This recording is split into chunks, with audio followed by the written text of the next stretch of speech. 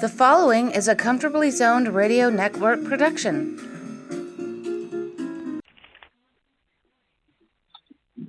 Thank you, Tally Olson. We are back. Canna Chat in the Zone. Comfortably Zoned Radio Network. I'm Ralph Tyko, kind of the weak link of it all, but I have terrific guests week after week, and today's no exception. I'd like to welcome back, and it's been a long time, Melodye Mims Montgomery, Alameda, California. How are you? Hey, Ralph, how you doing? I'm feeling good today. Good. It's you mentioned off the air the weather is a little iffy. It's overcast this morning, and it's spring weather in a bay town, which gets a variety of weather, and it's going to be a sunny afternoon. I promise you that. I feel like the weatherman. Like all the weathers in this last week. We had winter, summer, spring. We've had everything in this last week, huh? We got real spring for the first time this season. And it's all my years living in California, this has been the worst weather-wise winter imaginable. I don't know if it's climate change or what, but it hasn't been typical California weather. And the last few days, it's been very, very mellow. So let's be grateful for that. And I want to tell the listening audience that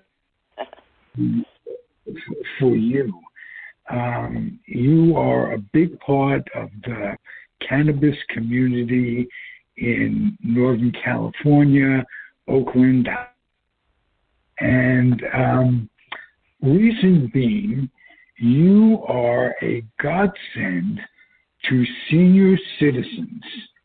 And why don't you give a little history of how your meetings, your group got started, and what a boon it's been to we elders, and I include myself, glad to be an elder, glad to have lived this long, and privileged.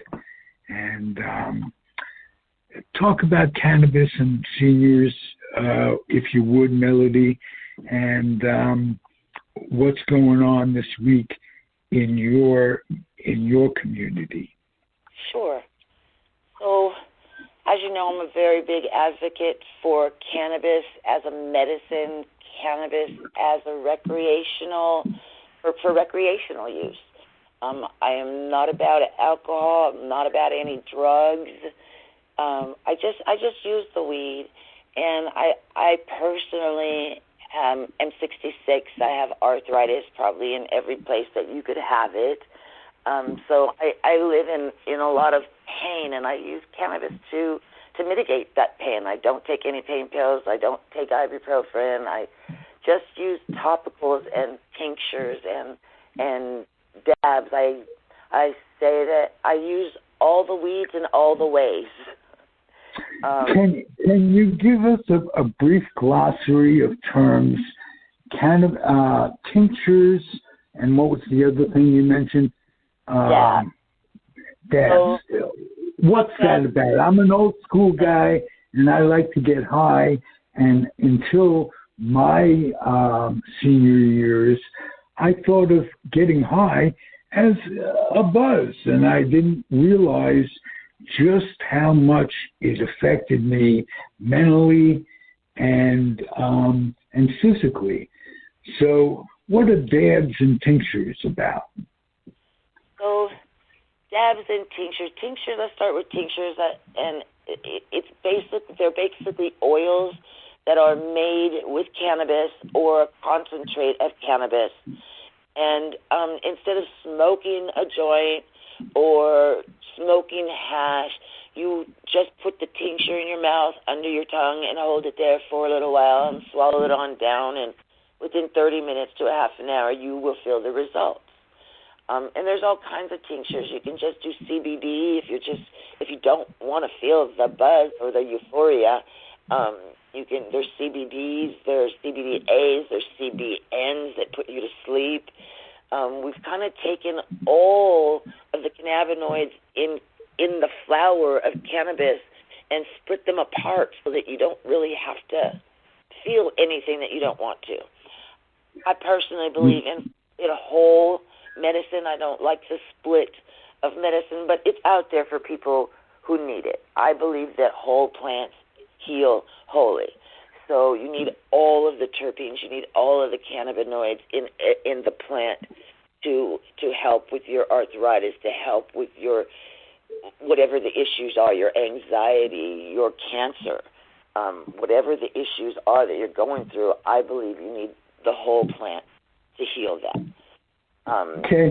Where do you feel medical cannabis? I'm so used to saying the word marijuana, and I've learned the word marijuana is a slur. So let's talk about cannabis and medical cannabis. Where do you feel that medical cannabis is most effective, and what's been overrated? What diseases or ailments really aren't helped by cannabis? Very clear question, Ralph. Thank you.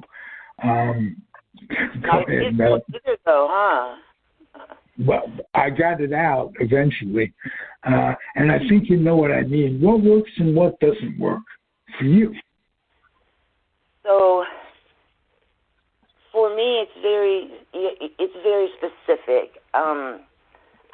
I cannot do any kind of sativa, which are a strain type of cannabis. They are ones that you smoke or you do the tinctures and you feel very uplifted, energetic. For me, they make me very wired, and I don't like feeling like that. So if you're on a cannabis journey, you need to understand that it's not like an ibuprofen or an aspirin, and you take one and call you in the morning. It's a journey of sampling, of trying this and feeling your body, testing it out, doing a little body scan before you try it. Where does it hurt? How much does it hurt? Does it hurt at a 10, a 5, a 6? Where are we? And then you use the cannabis whichever way you want to. In tinctures, you smoke it. You put topicals on. And then in an hour, you rescan your body and say, how do you feel now? Now, does this one make me feel better? Did this one make me feel worse? Now, at first, when I first started this journey, I literally kept a little log, like a journal of the strains and how they made me feel. So if it was something bad, I would never go in there and buy it again. Over the years, I've developed the knowledge myself where I don't have to keep this journal, and I just know that certain things I do not like. Certain strains make me feel angry. Certain strains make me feel immediately sleepy. So it's a knowledge journey, and you have to be ready to follow the path and make that journey. It's nothing that, you're going to do. The first thing that you do is going to be, that's the one. Luckily, there are people like me that can help, that can help guide, and that's one of the things that I do in our senior group, Tokeland Senior Cannabis Club. We meet on the third Friday of every month. Right now, we are being wonderfully and graciously gifted a spot by Flight Lounge Delivery, and so we have our event over at the Oakland Trib Building. Wow! Yeah, so we're indoors. We don't have to worry about weather. As seniors, we used to do it at the lake, but the weather in the winter, and so we can't be out there. And even in the summer, to be outside at the lake can be problematic for seniors. We have to carry chairs. We have to carry blankets. We have to carry things that sometimes we can't. Some of my seniors and sometimes even myself, when I think about carrying chairs out to the lake, I'm like, oh, no, that's not happening. So we're gifted this lovely spot by the folks from Flight Delivery, and they give us a lounge every third Friday. It's a free event.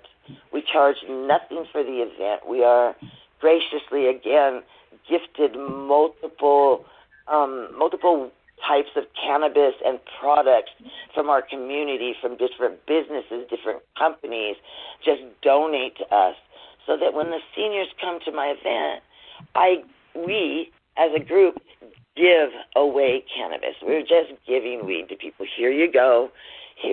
Take this home for you. Take this home for you.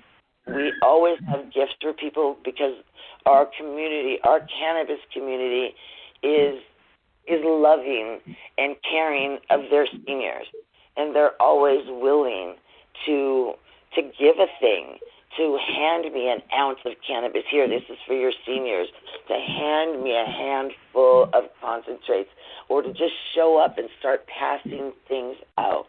We have the most gracious and wonderful community here in the Bay Area. Our cannabis community is banging, and they've supported our senior cannabis movement since I first tried to put it together about 5 years ago, maybe 7 years. 7 years. How difficult has it been in educating seniors who, by nature of the beast, basically grew up before cannabis was legal and accepted in good social graces? I mean, I could remember being a small-time dealer and a big-time user for years, being criticized, are you smoking that wacky tobacco kind of thing? Yeah, the drug addict. Right. Straight right. up called a drug addict. We're like, no, a drug addict, not what I am. And it isn't a drug, it's an herb, and I've said that a million times to people. And when did seniors first come around? Was it by necessity? Nothing else works? What was the change? We have a few, different groups of seniors. We're not, one senior is not equal to all seniors. So, some of us have been smoking cannabis since we were kids. Just that's what we did for recreation. Personally, I thought I was doing it for recreation. As I grew up, I really figured out the depths of that, and it was like a social anxiety for me that I was using it for and smoking it for. But so for us that have been smoking it forever, we've always been here. We've followed the trends. We understand the flower. We understand the products that can be made from the flower. We are the people that teach the other seniors. And so I found that I'm a senior, and because I'm a senior and I've done things in my life, I was an IT chair for 4 counties, worked for force all the time while using cannabis. I've raised 2 wonderful, beautiful human beings into this world all the time by using cannabis. When I talk to seniors about this, they see me, they see us as regular people, and that we've lived good, solid lives, and we've contributed. And so when you're able to see a thing, because they were taught that we were drug addicts, that we were outside of society, that we were not to be, we don't hang around with those people, all of those things. But when you can actually show them that you're good people, that you've raised good children, that you do good things in your community. I sat on our local, as you know, I sat on our commission here in Alameda for police review and oversight. When you do for your community and you do for your people, people have to look at you in a different light and say, oh, oh, it's not what it's not what I thought. These are really good people.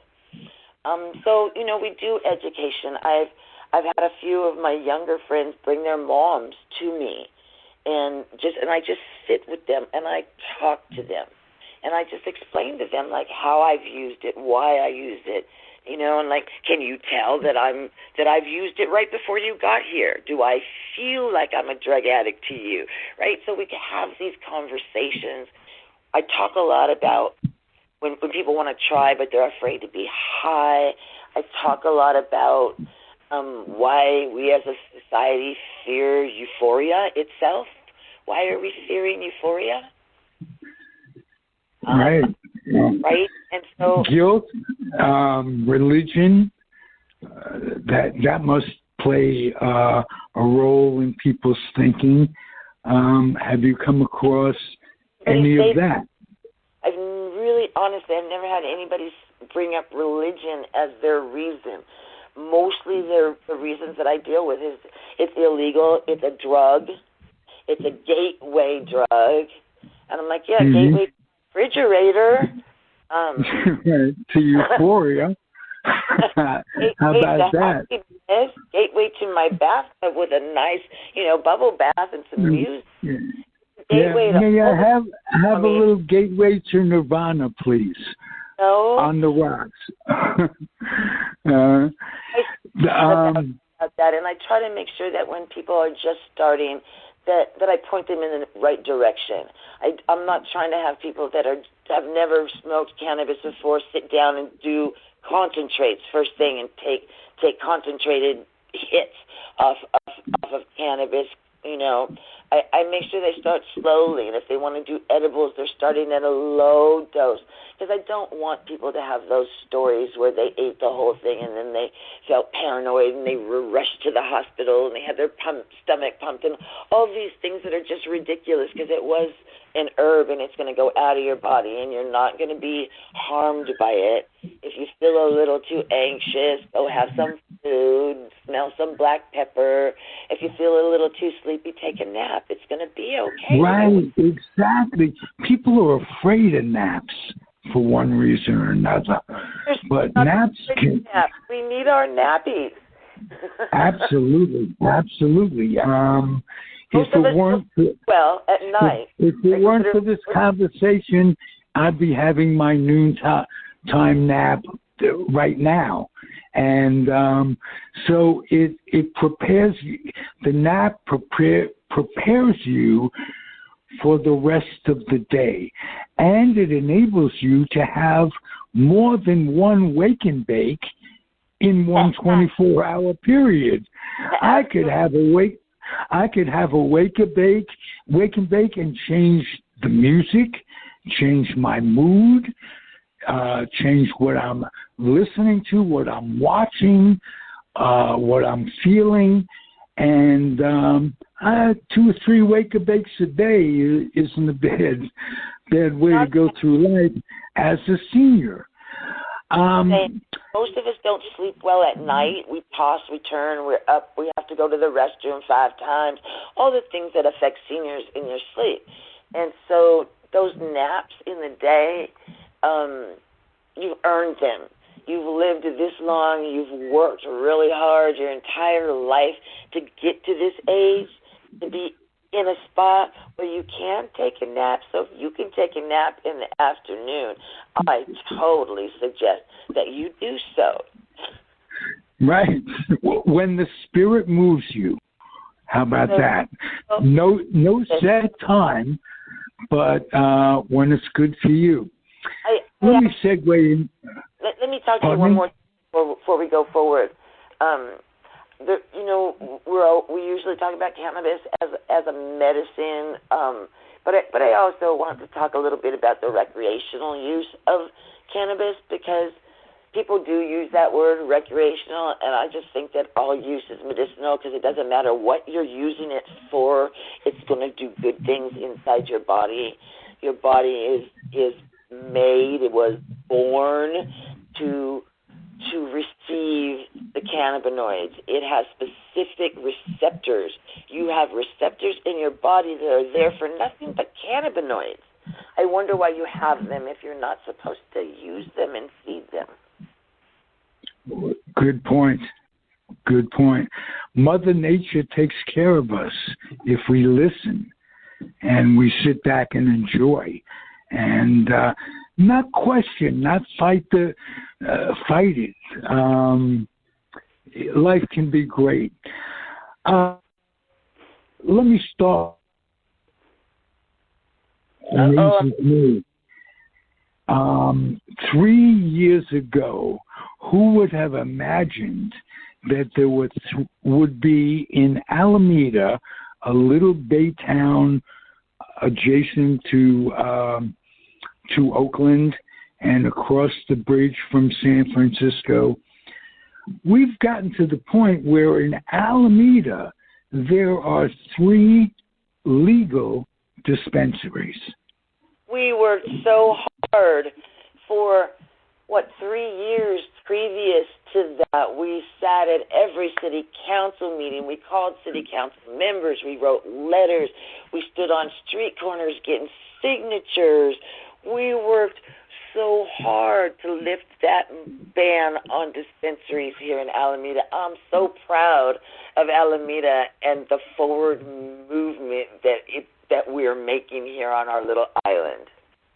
Well, let's start with thanking Trish. I think she was instrumental in getting it together for us. There were other people like Rick Moskowitz who played a big part. There was and the guys from Embark, right? There were a lot of people that worked. There's two Facebook groups. There's an Alameda Cannabis something ACT group on Facebook, and they all worked really hard. And then there's an Alameda Island Cannabis group on Facebook. Both groups worked extremely hard, although often from different angles and points of view, both worked really hard to make this happen in Alameda. So yay to everybody that came out, yay to everybody who got a signature, yay to everybody who stayed at city council until 1 a.m. so you could speak your truth to city council about cannabis and why we need it here. So proud of you and so thankful for everybody who came out to make it happen. Well, we've talked about the people who have greased the way. Who held it back? You're trying to get me in trouble, huh? Well, I'm trying to get a show that that's realistic and not just give you the facts. Because who are you fighting at these meetings? We were fighting people who still believed in the myth that cannabis is wicked and evil. Okay, and we had some of those people that still sat on our city council, and then we have a lot of those people that actually live on our island. So as we were creating groups to go forward, there were also groups being created to say, no, we don't want the devil's weed here on our island. And so it was our job to go, sorry, but it's already here. Okay, it's already here.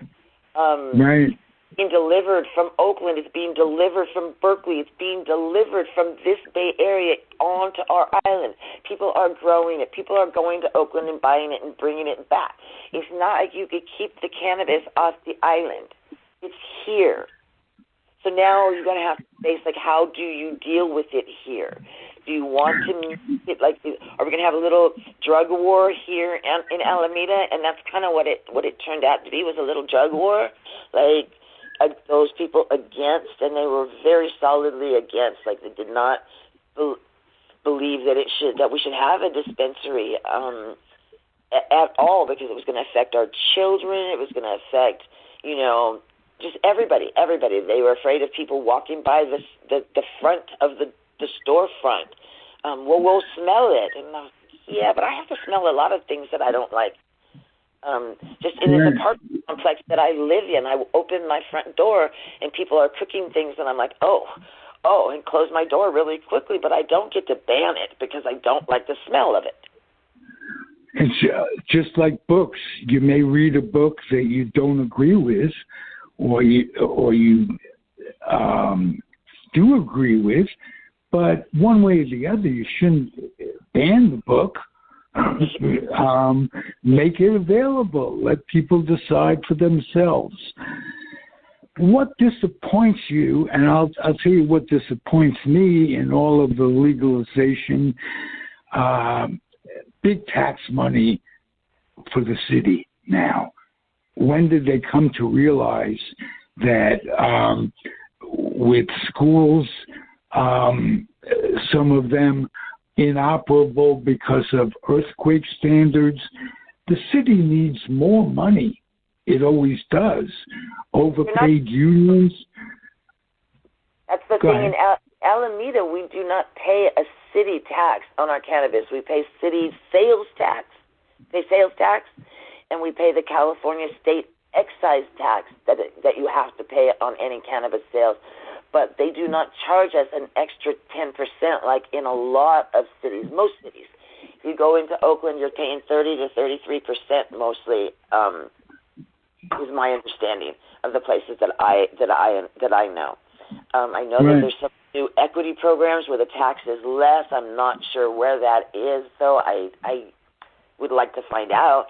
But if you come into Alameda, then you're only paying 20%. So you pay 10% less tax in Alameda. Okay. I started to say one of the things that disappointed me was that when all of this was being put together, good union jobs were promised for people who worked in the cannabis industry. And it really hasn't turned out that way. There's a lot of what I call, I don't call it anything, but you work for $15 an hour, you have no chance of supporting your family, of buying a home, this, that, and the other thing.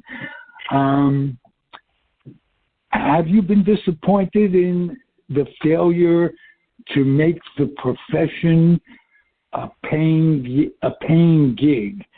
Not totally. Totally. I mean, us that were watching the laws go by were like, oh, this Prop 64 is not going to be a good thing. It sounds like a good thing up front, but it's not going to be a good thing. And it turned out to be good for specific people. But so many small businesses that were actually doing business at the time are now no longer able to do business. My disappointment comes in what they want from a community and how they use our cannabis community. They threw us in jail. They arrested us. They took away our rights. They did so many evil things to cannabis users and cannabis people that sold cannabis. And now the state and all the states that make things legal want to overly tax and live off the backs of people that you were trying to throw in jail before Prop 64. It's the way of putting these thoughts into words. You are very articulate, young lady. And when I say that, if I'm 76 and you're 66, you're a young lady. Appreciate you. How about that? And mentally and physically, you wouldn't let you. If it's like the old expression, if you didn't know your age, what age would you be in your head? I'll ask you that question. I think I'm in my 40s somewhere. Okay. Me too. Me too. But I'm probably in my 50s, so you're still a young lady to me. The old days when you call somebody a lady, it wasn't necessarily a slur. You know, yes, times have changed the verbiage that we use on a daily basis. Right, and verbiage that we were once offended by are no longer offensive. I mean, right? hey, old man.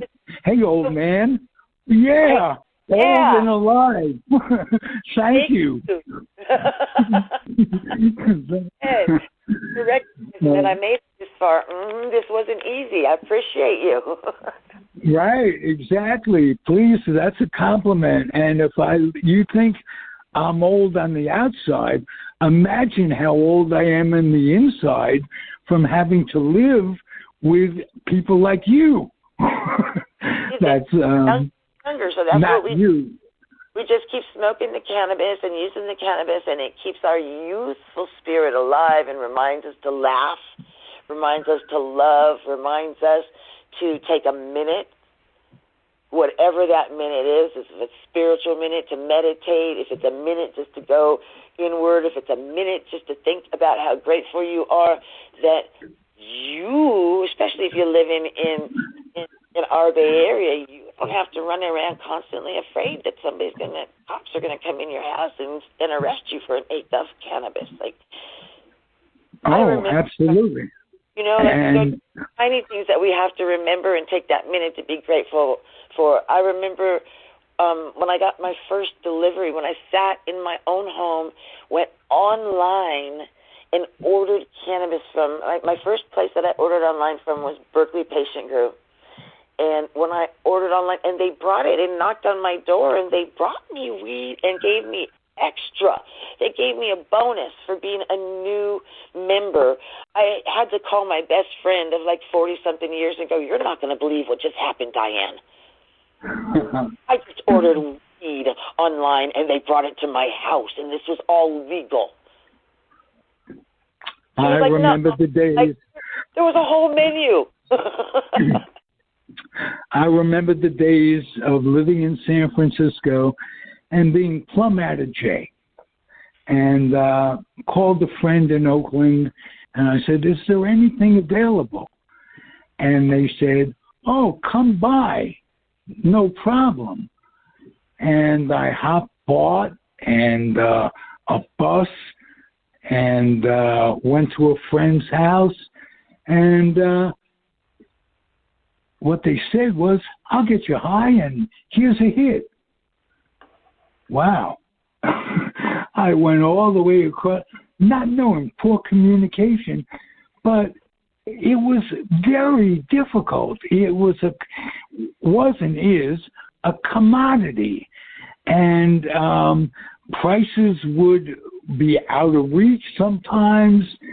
It was a crazy thing being, you can call it addicted, but I'm sure there's a better word.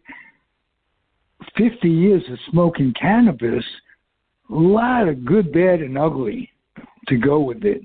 So those old days, you did have to call your corner dealer, right? Your right. Corner weed guy, right? And then you had to take whatever they had. It wasn't like you had options. Can I have an indica? Can I get some God's gift? Can I get Granddaddy Purple? You didn't have options. You had that they had in their hand. And so whatever that was, whether that's you up or down, that's what you had. And it was like, oh, this is not a ride I wanted, but this is what I have.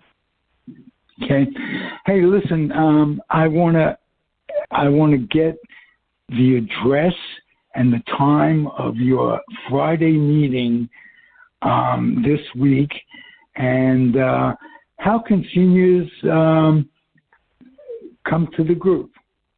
Yeah, so we're at the Oakland Tribune building, so they can just put that in their GPS or their Uber, Oakland Tribune building, and it will take them there. It's right there it's right there on 13th and Broadway. I don't have the exact address, but because I don't use it when I go somewhere, if I take an Uber over there, I just put in Oakland Trib building, and it takes me right there. So it's at the Oakland Tribune. There's an elevator, so we don't have to worry about stairs or accessibility. Parking is bad. Parking is very, very difficult. I always get a ride or take Uber there because it is difficult, but it is right around the corner from BART.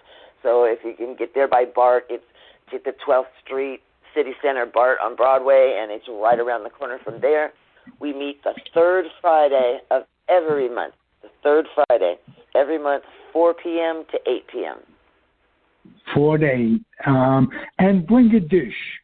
Yes, indeed. A side, yeah, a side dish. We're having chili that one of our board members is making. The chili we're going to be infusing the chili with cannabis tincture. So there will be non-infused and infused, and we make it so that we can dose the chili at small milligrams, large, medium. Not everybody has to have the same dosage. So we make sure that everybody's covered carefully. And yes, we would love people to bring sides like cornbread, sour cream, whatever you want. Just bring something to the party to share. Don't have to worry about bringing cannabis. We have the cannabis. We have the pre-rolls. We will give them to you for free. There is no charge for anything that happens at our event. Wow. Who are some of your sponsors that really have helped you do this? So, Jetty Extracts is a great sponsor. Oakland Extracts is a very, very solid sponsor. Snow Till Products, Swag. Michael comes with his swag and rolls for us, and Joseph Snowtail brings his product down and gives cannabis every time. There's a company, Alchemy. I can't think of the whole thing right now. She makes us edibles, and she brings cakes and goodies. We call her the cake lady. So we have a lot of different sponsors that chip in. Blind Pig sends us medicated lemonades and teas every month. So, we have a lot of sponsors, and they tend to roll differently each month, but we have a few that are very consistent and are always there. We have a couple distribution businesses that come. Aria comes from Contra Costa County, and her distribution company that she works for, I believe it's Kind County, and they always send gifts for us. We just have a lot of people that have our back. Wow. Isn't it wonderful to live in Northern California? Isn't it wonderful to live in California? And isn't it wonderful to live just in general, just be alive for all of this? What the cannabis community, what life has turned into for a smoking old guy like me, it's kind of nice. It's very, very nice. We have come so far.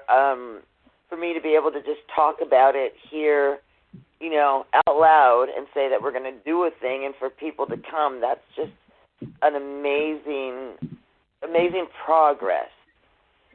Right. For all of my listeners that don't live in California, I made you jealous, huh?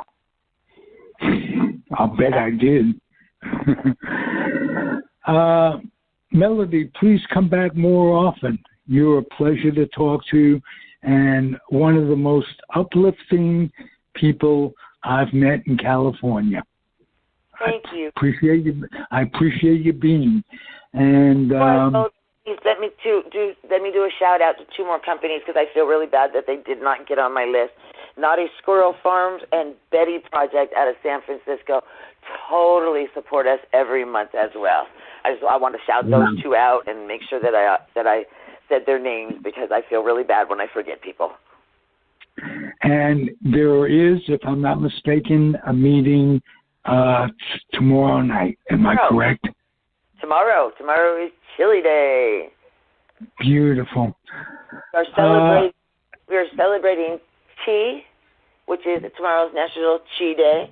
We are also celebrating, it's also Chili Day, and we are also celebrating tomorrow's Malcolm X Day. So our day is called Chai Chili X Day, and we're celebrating all of those things. Beautiful. Thank you, Melodye. Wonderful having you. Thanks for listening, everybody. Comfortably Zoned Radio Network, Canna Chat in the Zone. I'm Ralph Tyko, and my guest is Melodye Mims Montgomery. Thank you again, and just want to say adios and happy trails. Bye, Ralph. Bye, Melodye.